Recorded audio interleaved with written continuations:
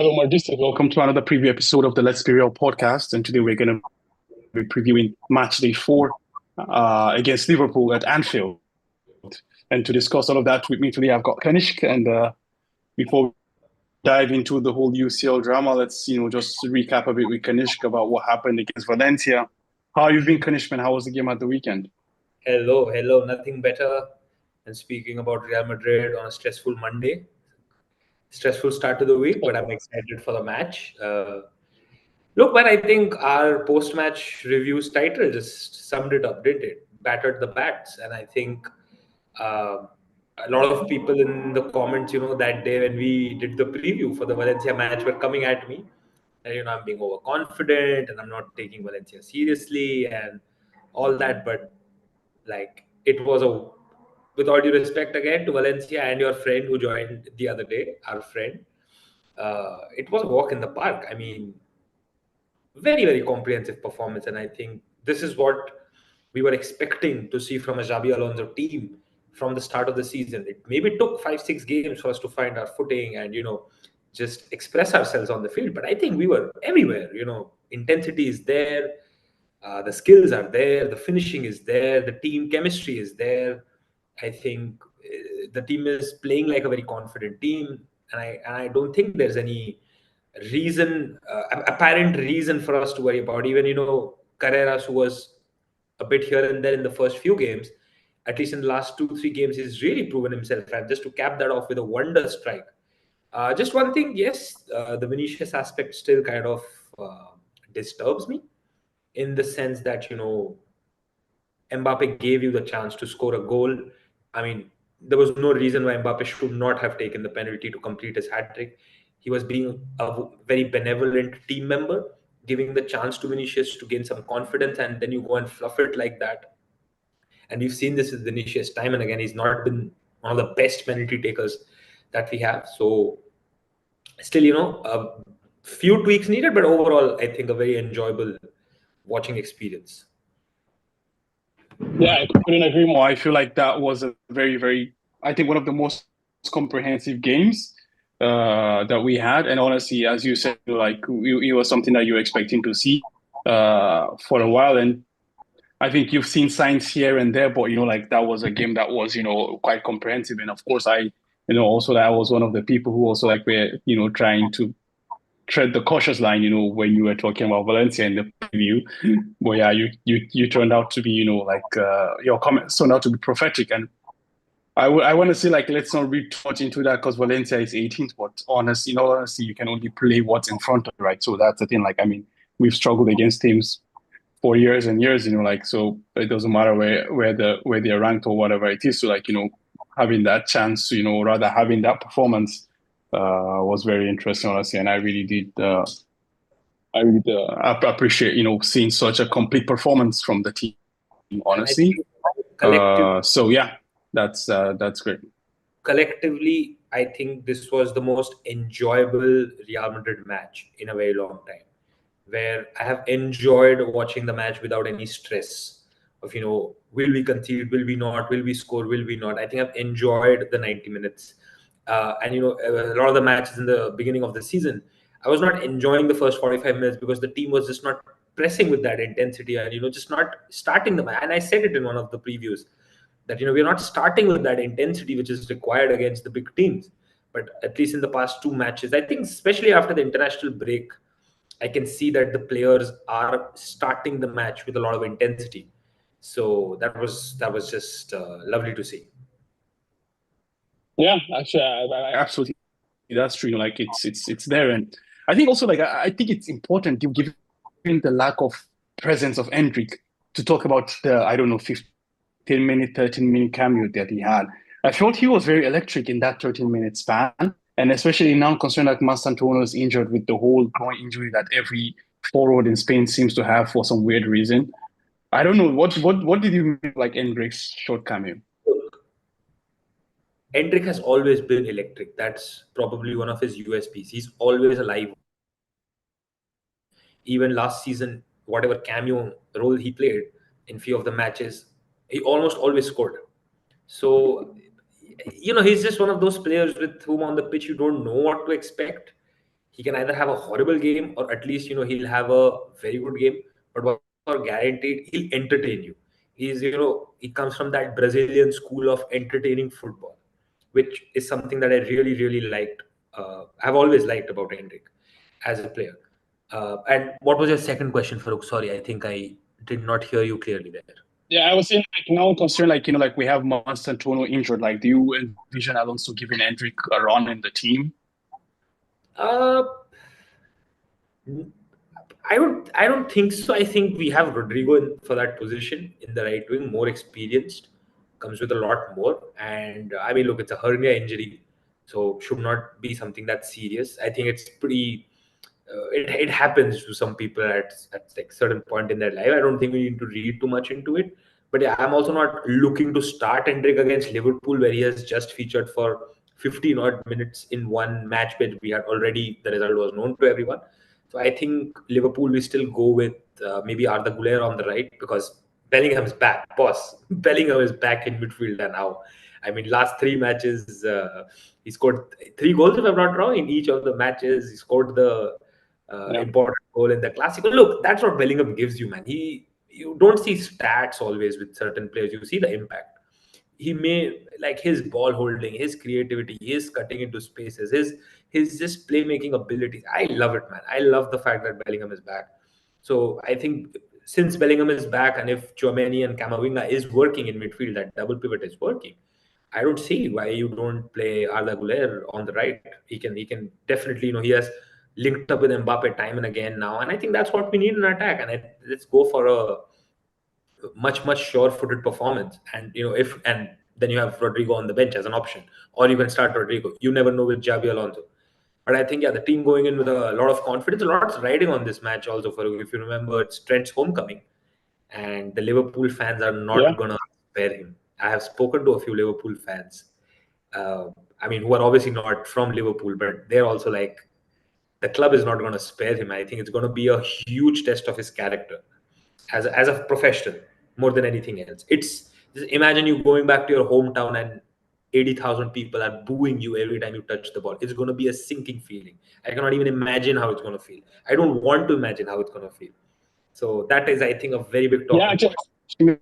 maybe sorry for interrupting, but I think this is maybe a very right, like transition into the whole discussion about Liverpool and against Real Madrid. But what's your own gauge? Like, what's your own personal opinion on what happened with Trent? Like, Look, Trent is a homegrown talent who won everything at Liverpool, and then he left on a free transfer when arguably he's one of the best fullbacks in the world, who would have fetched Liverpool easily 60, 70, 80, maybe even 100 million euros. Like, but he left for nothing, basically. I mean, we paid them 10 million to release him early, but yeah, what's your opinion on that? my question would be, look, if you just think of this from the idea of professionalism, right? You are working for a company, a corporation, in whatever field you are working in, whatever career you have. Everyone wants a challenge. Even if you, because I don't feel if you don't want a challenge, you have no place in sport. You always have you want you want that love for a challenge. I think Trent is one of those players. Liverpool, unfortunately, are on a downhill spiral, as we can see. I'm not saying because they've lost 1 or 2 matches. They've lost 5 or 6 matches in the last month and a half. That is relegation form in whichever league, whichever context you see it. They've splurged money this season. They've got Florian Wirtz, they've got Alexander Isak. It's not working for them. Okay, they started the season very well, no doubt about it. But I think, as teams have matured into this season, I think we can say at least 15% of the season is done. 15 to 20% of the season is complete. That's a sizable sample space for you to see how certain teams are set up for the rest of the season. Liverpool are not winning the Premier League. They may finish in top four. You never know. But they're definitely not winning. I mean, top four for them right now is a huge challenge. And they may as well achieve it, but they are not repeating the Premier League win. This is what kind of separates them from a Pep Guardiola's team. And to say that if this was Arne Slot's first season, you can probably say, okay, maybe the coach is not working, things are not working. This is his second season. He won the Premier League in his first season. How many coaches can say that they have done that? So I understand Liverpool's frustration. If this was Liverpool, number one in the Premier League, if this was Liverpool, number one in the Champions League table, will they have had such resentment for Trent? Absolutely not. They would have been like, fine, you lose, you go away from the club, you lose on what you lose. The fact, and I don't think it's got so much to do with the free transfer, because Liverpool have splurged money. They're not like Barcelona when they're facing a financial crisis, or they have FFP against them. They have money. Since the Fenway Sports Group has taken over, they have spent a lot of money this season. So I think their frustration is that, oh, on one hand, we've spent so much money, things are not working for us. On the other hand, our own homegrown talent, our boy, has left the club and gone on a free transfer to join the biggest club in the world, which is Real Madrid. Trent has done nothing wrong, let me tell you. He's a professional. He's won everything there is to win to Liverpool. He gave them a Premier League title after how many years? 30 years during COVID. Yeah. He was crucial to that season. He's won a Champions League. He's won possibly everything there is to win with Liverpool. He has served the club with utmost dignity, with utmost commitment. So I don't think, I mean, what else is left for him to achieve in Liverpool? Should he have stayed just because he's a Liverpool player? Because look, when we talk about top players in the world, Steven Gerrard is an iconic cult legend. But let's face it, he has how many Premier League titles? Zero. So I don't feel. So I don't feel this is sports. You need to win to cement your legacy. He's probably think he would have not won a lot at Liverpool anymore. Come to Real Madrid, he can cement his legacy as one of the best right backs to have ever played the game. So I understand Liverpool's frustration, but I'll just conclude. Sorry, I'm taking a bit too much time on this. I feel very emotionally about it. If Liverpool do Trent Alexander-Arnold tomorrow, it will be extremely wrong of them. Extremely, extremely wrong of them. Because that boy is from your city. He's played for your academy. Right? He's given you Premier League, Yeah. given you Champions League. He'll be very disappointed if this happens. And we all know this is gonna happen. So what's your take on this, Farooq? Sorry. Actually, I'm just going to go to Ashik. Ashik also pops up today again as Krikri. And Ashik actually mentions that Liverpool fans are hypocrites. They had an issue with Trent, but they were doing the same thing. By their logic, it's a crime to leave them, but they can help players from other teams hold out. Transfer they didn't like. The fans pretty much said that if it was free, they didn't like. That's not on Trent. That's on the club, not on Trent. He wanted a new challenge, cops being silly. So I think there are two sides to this, right? There are two aspects, and you actually deciphered the professional aspect very clearly. And also the other aspect is like the emotional aspect. They're like, people feel like, because as you rightly mentioned, like Steven Gerrard, a legend of the game and everything and what is not. But what people always forget is that Steven Gerrard actually was searching for the Holy Grail, which was that Premier League title. He wanted to deliver a Premier League title to his fellow Liverpoolians, to the people of the cup and all that. But Trent actually succeeded where Steven G failed, and twice for that. He won them 2 Premier League titles, you understand? So for me personally, like from a personal perspective, I can understand the point that, okay, I have literally won everything to win in the English game. I just want to take a different challenge. And if he had gone, let's say, for instance, Trent had moved, let's say, from a Liverpool to a Chelsea or something like that, I understood. But he moved from a Liverpool to a Real Madrid. Like, that's like next level. It's a next step. Yeah. It's next step. It's like someone working at Sony and then moving to Apple. It's like you're taking that next step. You're no longer working at, the Sony Xperia mobile. Now you're working at the Apple iPhone.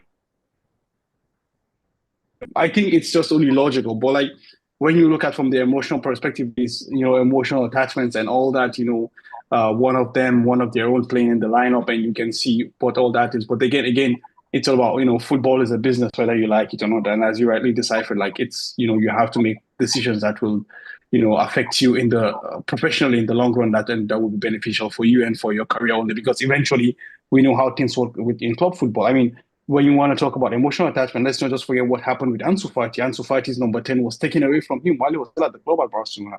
He was, homegrown. I'm not saying what he deserved or didn't deserve, but I'm just trying to, paint here that when the clubs stand to benefit, they will treat the players as much, as whatever they wish to treat the players at. And when they stand to not benefit, then of course the fans are going to be like, oh yeah, he's leaving. But eventually, like with all due respect, to both Liverpool fans, it's just business. It's business as usual, and honestly, it doesn't. In my opinion, like you can't fault Trent for doing what he did. If Trent left to join a Manchester United, then yes, I can understand this. Yeah. But as Ashik was also pointing out in the chat as well, bro, he left on a free transfer. Why didn't you renew his contract 2 years before, 3 years before? Why did you start dealing with this contract in the last year of the contract? Because they thought that Trent is one of the players who is never going to leave the club.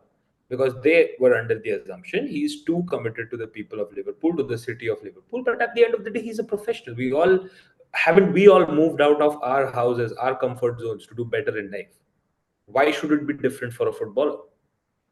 You know, a lot of people, who grow up in tier one cities of the world, whichever country, they may also get a challenge somewhere else in the world.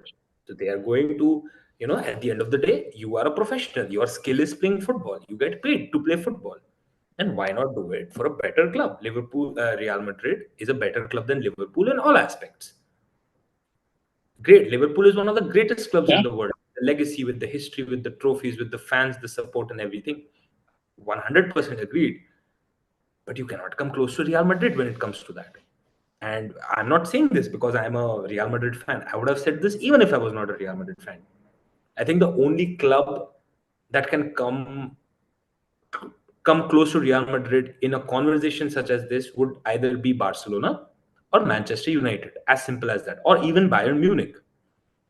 Clubs who are like absolute European strongholds. You cannot be a European stronghold and have not won your country's league for 30 years. I'm sorry. I mean, pardon my French, but that does not make you one of the A plus kind of a club. But anyway, we all know he's going to do it tomorrow, and I hope that kind of gives him the fuel to even do better. That's why I said at the beginning, it's a test of his character. His character as a strong footballer, as someone who backs himself. And God forbid if he scores a goal tomorrow, if he gets a free kick from outside the box, lashes one in. I know he will not celebrate because he respects the club. He respects what he has learned there. And he said it in that interview that he will not celebrate. He is not, who was that player, one of the Toure brothers, when he scored for Arsenal, he went and then celebrated, did the whole pitch running. He will never stoop to that level. Trent seems a very level-headed person that way. That was Emmanuel Adebayor, yeah. That was Adebayor who scored for City against Arsenal and ran, and ran the length of the pitch, yeah. Yeah, but anyways, like, it is what it is. Like, let's let Trent not take up the whole stuff because we're not even sure if Trent's gonna start tomorrow. Like, we know he's been on unused sub for ably, as he always does. Like he has been like a superb addition to that. I rather a superb stopgap solution to the problem we had at right back, as he has been for the past couple of years. Anyways, he's been really good. So I wouldn't be surprised actually to see Alonso stick with Fede Valverde and have have Trent on the bench again, just to make sure that you kind of keep the player like gradually progressing him so he heals completely before we cannot make the mistake to take Liverpool lightly. We have a huge match to win, and I think these things aside, these theatrics will always be there with Real Madrid wherever they go. There will always be a subplot in any match. But yeah, we have a match to win. I think very good time to play Liverpool. I think they're down and out as we see it. They did win the last match, but let's be very honest, their form has been shocking. I mean, no one would have expected Liverpool to be this bad this early on in the season. It's not even an injury issue. It's an absolute form issue, absolute tactics going wrong issue. They probably have on paper one of the best squads in the world. When you see their player depth, things like that, people will agree with me. They have one of the strongest squads on paper. But I just think for some reason this season is an off season for them. I wish the best in the Premier League. As for the Champions League, I think Madrid will have probably not an easy win because it's the Anfield at the end of the day. You cannot take that place lightly. It's scary, man. It's scary how they intimidate the visiting teams there. But we won there before multiple times. I think we should win tomorrow as well. Actually, like it's been an off season. I think also Ashik has a very right point here when he says in Liverpool's defense, though, like we forget that Liverpool had a massive tragedy just before the season started, and some players are still sort of recovering from that. Mental shock is harder to recover from. I think, Absolutely. Absolutely. just we cannot I don't think words can quantify how much of a loss or like how much of an impact the loss of Diego Jota.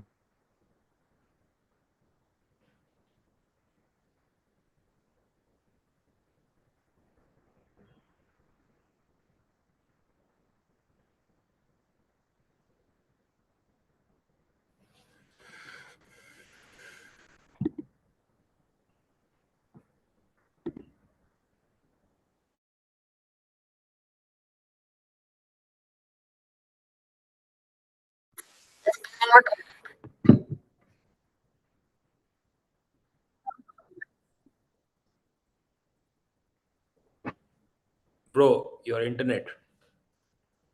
Kanishka, I think you lost me for a bit, right? I lost you. I lost you Yeah, there. you lost me for. Yeah. What do we do I now? think we're. Yeah, we're back. We're back. Yeah, we're good too. Yeah. Anyways, I was talking about the fact that we cannot quantify the level of the impact that the loss of Diego Jota had on the team because God forbid, just think about even your colleagues that you go to work with day to day. Like the such kind of impact, and especially when you consider like for football club, it's like it's more like a band of brothers, that come. Sheikh is very right, to remind us of that as well. Like, I think that plays a very important role that it's so easy for people to dismiss. But I think, yeah, really, really crucial, honestly. Absolutely, 100%. It was a huge loss to the footballing fraternity.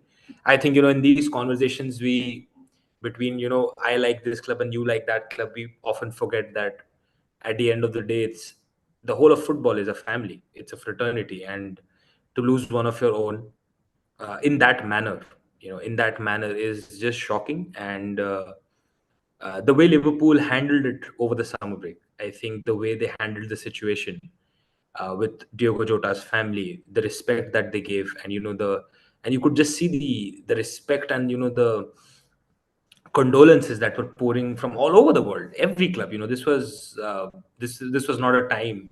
I mean, this was rather a time to put differences aside and just pray for the well-being of his family. And we, as the Real Madrid community, would also we were extremely grief-stricken when we heard about the passing of Diego Jota. So I think, yes, definitely, it is a tough, very tough thing to go through, going to the same training sessions and the same places every day as your colleague, and you suddenly know more, and he had so much more to give to the footballing world, I feel.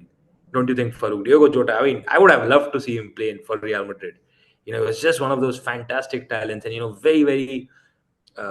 very gone very soon, man, very soon from the world. But I think, having said that, I think William Shakespeare has said this one line, that the show must go on. And I think, to honor his legacy, to honor his uh, his stature as a player, I think Liverpool, I mean, have to continue, right? They have to play the football, they have to win the matches, and that I think is the best tribute that you can give to Diego Jota. If you have to honor Yeah, his legacy, is that you keep winning trophies yeah, and keep winning the matches. yeah. I couldn't agree more. I think that's just the thing. Like you keep winning the trophy, keep winning the matches, and keep pushing on. That's just the thing. Like, unfortunately, that's just also the part of life. Like life goes on. Almost goes on. Like it's very insensitive to say that, but that's just the reality of life. And yeah, Diego Jota was taking uh could have contributed a lot more. Was a very good player as well. And the people who talk about him, they talk about him as a better person. So yeah, that's also something that we have to acknowledge. But however, like coming back to the game and all that, have you seen any of Liverpool games this season? Though I don't know I if you've have actually. caught a bit of Liverpool game. I have an elder brother, and he is the biggest Liverpool fan that I know. So I probably have with him on a regular basis. That I try to take the Mickey out of him and just try to probably tease him about how badly his team is doing. And make no mistake, he does the same when Madrid loses a match. I mean, God forbid I had to hear so much after the Atletico match. But yeah, I have followed Liverpool this season. They just look off, man. They don't look there. They don't look like defending Premier League champions. I think if this goes on for a while, I think they're going to have the worst season. I think after Leicester City to to play like the worst result after winning the Premier League the previous season. But I hope that's not the case, because Liverpool's a far better club than what they're playing right now. This group of players is a far, far better group of players than what they're performing right now. I think it's just a matter of time before they find their footing and at least get a stable run of results in the Premier League, FA Cup. I think they just need to sort their priorities. That probably the Premier League is out of the question. So it's just about finishing the best that you can, probably in the top four, and then just build on that from this season. But yeah, I think it's good for Madrid. I'm happy for my club that we don't have to face a good, well-performing Liverpool. But yeah, make no mistake, a bad or an average performing Liverpool at home is also extremely dangerous. And there are players who can just take away the game from us in an instant. So we cannot take it lightly. Absolutely, I agree with you. Actually, I think one common theme of Liverpool this season has been the fact that last year has been about eliminating the chaos that Jurgen Klopp actually instilled into the team, because Klopp was a master of organized chaos, right? Again, pressing. So there was a lot of back and forth in Klopp's era of Liverpool, during Klopp's tenure. But last year, what we saw more was there was more control in the team. There was less back and forth. But this season, they're back to that back and forth. Actually, they play a lot of high octane football, which just seems to take. I don't know. Their backline just seems not to be able to sustain that, and a lot of new players haven't settled in that well, especially the fullbacks. Ekitike has been really good. Florian Wirtz, in my opinion, has been good as well. Just that, honestly, the problem is that you judge attackers on, the stat sheets. That's just unfortunate. But 99% of people outside of Liverpool do not watch Liverpool games. You understand? So you just go to the start sheet and just check. Oh, he has 0 assists and 0 goals. Then all of a sudden he's a flop. But actually, when you look at the games that actually the way Florian Wirtz had actually played, he's been quite good in my opinion. But then I think from my perspective, the biggest problem that they have is they bought too many players all at once. The turnover rate was too high. Yeah. For all of the deficiencies that Trent had, Trent was a key piece of the creativity of Liverpool. Yeah, absolutely. Luis Diaz, they refused to pay Luis Diaz, and Luis Diaz left. We talked about the tragic departure of Diogo Jota. Darwin Nunez left. You understand? Now you're trying to fit Szoboszlai in as a fullback or something. So basically, I feel the turnover of players, we're talking about 4 or 5, essential first-team players leaving the team, and then you're trying to replace them with players. I feel that was too much to do all at once, in my opinion. At least that's my perspective of that. And so I think one criticism that always been labeled at Slot was the fact that he inherited a team from Jurgen Klopp because last year he only got Chiesa, and Chiesa wasn't even a crucial part of the team that won the title.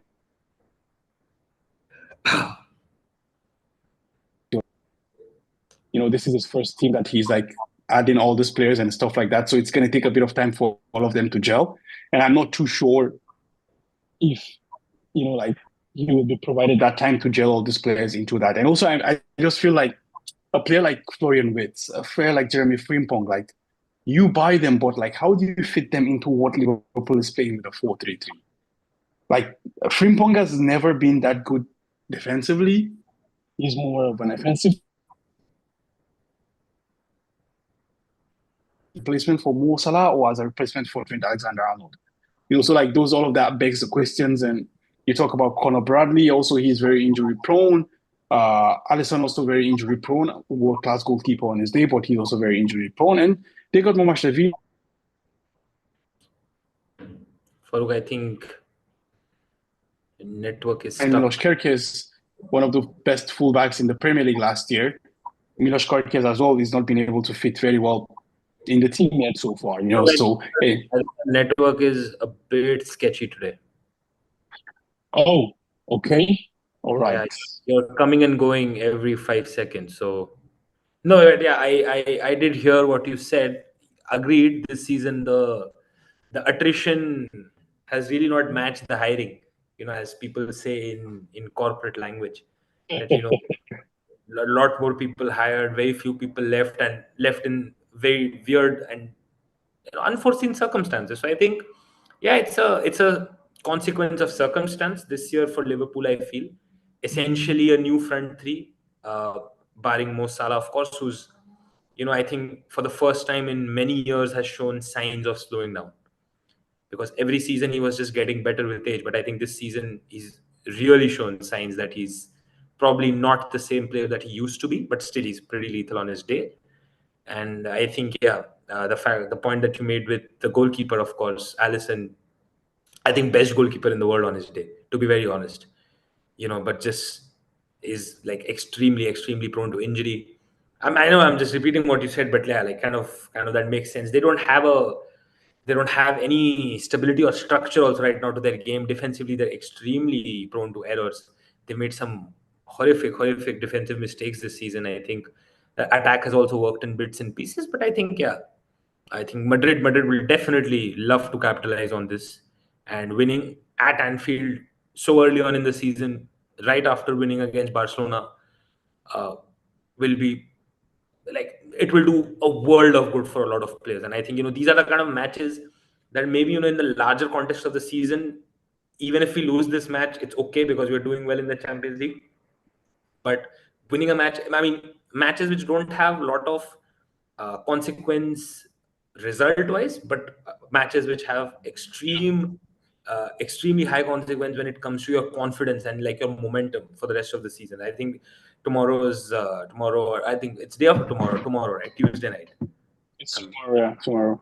Tomorrow night. It's a Tuesday night match. So I think tomorrow night is one of those matches where it will literally set the tone for the rest of the season. That huge win at Anfield. Let's go. And I think last year also when we were at Anfield. Yeah, like we lost at Anfield last year actually. But Kenish, actually, like Ashik is here to actually just say to you what was also on my mind here, that Alisson is the second best goalkeeper on the world on his day, because the best goalkeeper plays at the Bernabeu, and he's the Belgian. I know. Belgian tower, Thibaut Courtois. No, I mean, of course, huge Thibaut fan. My point was not to yeah, I definitely know what you're saying. I get you. How can you not love Courtois? But all I'm saying is one of the best. I mean, okay, if not the best, definitely up there in the top 3 in the world on his day, because I've seen some fantastic Alisson performances. Nothing beats Courtois' 2022 UCL final performance against the same opposition.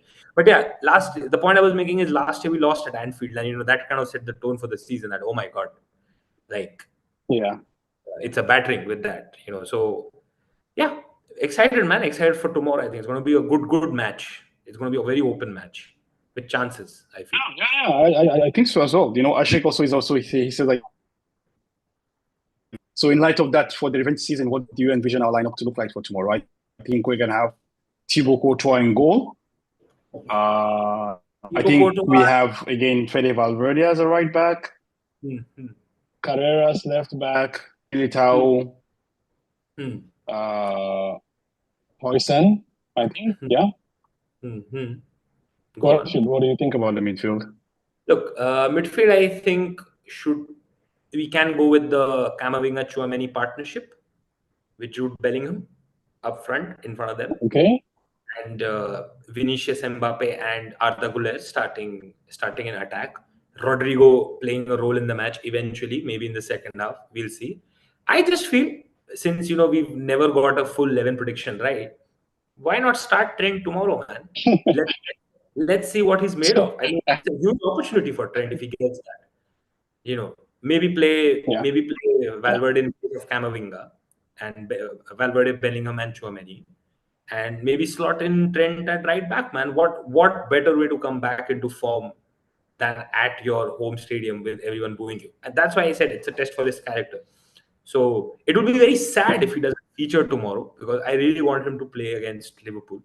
It will give us all the answers that we need. And even if he has an off game, it's his effort and his mentality tomorrow that will be at the test, not just his stats-wise performance. And you never know, man. Football is the funny.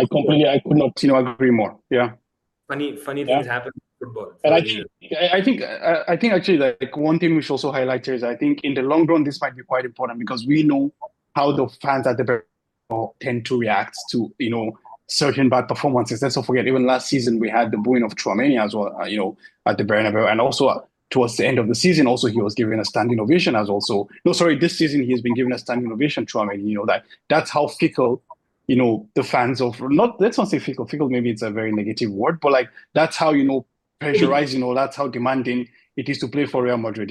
So I do think if he can withstand the booing and all the whistles and all the harsh environment that's going to be directed towards him at Anfield, I think that's like kind of like a very good litmus test to see how tough and how durable Trent can be in such hostile environments. As you said, it's not about the stats that we see; it's about like how he's able to the effort he's able to give, the hard work and all that, like how he's able to like survive under such a hostile environment. Absolutely, could not agree with you. Could not agree with you more on that. I think it's a good chance for him to win over a lot of the Bernabeu faithful. It's a chance for him to just come back to form and just carry on with the same momentum for the rest of the season. So let's see. Yeah, let's see. All right. In light of that, let's round up and go with the predictions. I go with 2-1 Real Madrid victory. 3-1 Real Madrid victory. 3-1 Real Madrid. What about you, Ashik? Maybe you can also write yours before we wrap things up. Yeah, so I think with that, I apologize for the bad internet today, so we can actually have a shaky network. And yeah, hopefully, I hope I was able to pass all the messages across, and also thanks to Kanishk also for co-piloting with me today, and also thanks to Ashik in the chat for keeping us up. Actually, Ashik is writing 4-0 Real Madrid victory tomorrow. A repeat of the Valencia results. And with that, we slowly wrap things up. Firstly, we shout out our sponsors. We are part of the Talksport Fan Network, so you can find the links to all that in the description. Show some love to Talksport and show some love to us as well. Also, shout out to our partners at Real Madrid Committee on Instagram. They also make a lot of good fan arts. You can check them out. Thanks to also our audio listeners. Like, just don't forget to hit the like, the subscribe. Drop some comments, just similar to what Ashik is doing here on the live one. Just you can come to the live podcast as well, drop some comments, and it's a two-way street. We engage with each other and we see how it goes. And with that, we sign out by saying Hala Madrid. Hala Madrid.